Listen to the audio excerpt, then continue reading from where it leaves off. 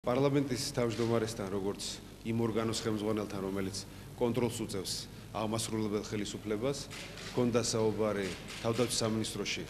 ამ პროკურატურის ნაბიჯების შექმნილ ვითარებაზე, ბუნებრივია საქმის ვითარებაში გავარკვიე, მოუტანე გარკვეული დეტალები ის ირგვლივ თუ ამ ბოლო დღეების განმავლობაში, რაზეც მუშაობს პროკურატურა და რაზეც საზოგადოება საქმის კურსშია. ჩვენ გავაცანეთ ერთმანეთს ასევე ჩვენი შეხედულებები, თუ რა შეიძლება იყოს ამის მიზეზები და მთავარი, რაც მნიშვნელოვანია, რომ ჩემი მოსაზრება შევთავაზე პარლამენტის თავმჯდომარეს, თუ კი პარლამენტი დაინტერესდება აღნიშნულ შესყიდვასთან დაკავშირებით ამ წლის დასაწყისში ჩვენ კანონის მოთხოვნის შესაბამისად ინფორმაცია მიწოდებული გვაქვს უკვე თავდაცვის და უშრობის კომიტეტისთვის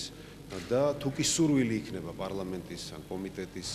ან პარლამენტარების მხრიდან თავდაცვის სამინისტრო სრულად არის მზად ითანამშრომლოს ამ საქმის ირგვლივ უფრო მეტი სიცხადის შეტანაში პარლამენტთან.